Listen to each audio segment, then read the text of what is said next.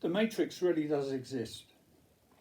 When I saw the film, The Matrix, in I think it was 1997, I thought it was a brilliant film,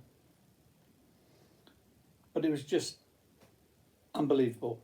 There's no way such a thing could ever happen. But as time went on, I saw the computers become more and more powerful and the information they can gather. And their ability goes far, far beyond a human brain. I realized the possibility of the Matrix was becoming ever more real. So I started paying more attention to it and I looked things up, and also I started to realize the experiences I was having was to do with the Matrix. We are all programs in a computer. All life form is a program in a computer. Now, scientists is on my side. Scientists have the double split experiment. You can find this on YouTube. Now, the outcome of the double split is the scientists are saying that there's no way they can have such an outcome without it being part of a matrix. That's the only thing what makes sense to that experiment, is that we are in a matrix. Now, you might find it ridiculous, the idea of a matrix, but let me try and explain it in simple terms. Currently, we believe that everything we experience through our eyes, touch, ears for hearing, all that information goes straight to the brain, and our brain then interprets it into the life that we live in, the things that are around us.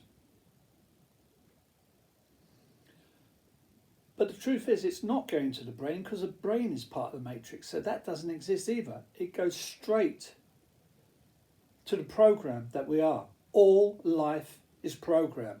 That's why we are all the same. Religious people say that. We're all the same. And it's true. All life are programs. And we're all the same. You are no different to the worm in the ground. We are all here to learn, with the aim of becoming empathetical, being able to feel for the suffering of any other creature that will suffer, not just for mankind, but any creature. And you'll find most people miss that point. They only feel for mankind, which is not true empathy. And that boggled me for many, many years up until recently. And I realised I still haven't really taken in the full understanding of the Matrix. Those people who seem so intelligent and sophisticated and well-dressed, they're just programs. Just like today, we're trying to teach computers how to feel and understand. Of course, they have computers now who can explain feelings and love, etc. But they don't really understand it. And that's the problem with life forms now, programs now. We don't really understand it, except for a few like myself.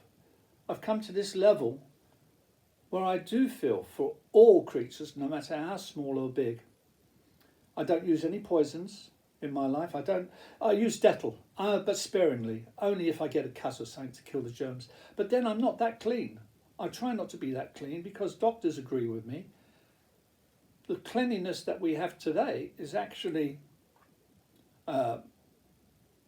setting us up to be very ill, because we've got no protection against the bacteria, which is normal in life.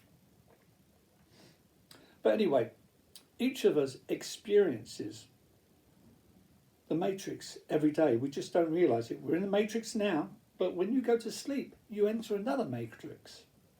Now, I didn't realise this at the beginning, but I had some what they call lucid dreams. In other words, you know you're dreaming.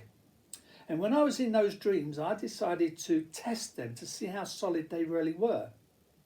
We're told, if you're dreaming, pinch yourself. This is nonsense. It's a lie. Don't believe it. I punched the wall. It was just as solid as any wall that's in this matrix we're in. I kicked the floor, trying to put my foot through that floor. It wouldn't go. It was just a solid. I remember one of these lucid dreams. I suddenly was aware I was in a hotel room and I was in a matrix. So I rushed downstairs. It was a beautiful hotel. It must have been a 5-star because it had a curved staircase with this carpeting going down it. They're called runners. Anyway, I rushed over to the desk clerk and I said, could you tell me, I knew I was going to sound silly here, could you tell me what hotel we're in and what's the year that we're in? She probably gave me a funny look, I can't remember, but she said what it was, and that was garbled. I couldn't hear that bit.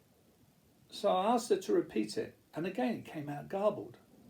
So I leant over the desk, grabbed the book, turned it round and tried to read the name of the hotel and the date, and it was all blurred out, so I couldn't read it. Now, if it was just a normal dream, surely it would have some sort of thing there. Maybe the Hilton Hotel. We all know about the hotels. It could have said the Dorchester, anything, but it didn't. It was blurred, and the date was blurred. Why? It didn't need to be blurred. Yeah, this was another matrix I was in. Now, I've had, as I said, quite a few of these dreams. Another one was, I remember I woke up one morning. My mum just walked in and she'd just been shopping. She looked really smart in her suit. She was quite old, in her 60s, and she had all these expensive looking bags that they have from these boutique shops. So we're chatting away there, and I'm in bed, and I'm leaning on my arm, and suddenly occurred to me as I lay there, I thought she died. And I realised that she was, as I could see, she was very much alive. She couldn't have died. It must have been a dream. Well, the thing was, I was in a dream at the time, thinking that this life here, this matrix, was the dream. I was getting confused with dreams because, as I say, dreams are real. They only don't seem real when you wake up because you can't remember the dream properly. Whereas my dreams, those ones I've just mentioned, I could remember much more. Well, that's enough for the moment.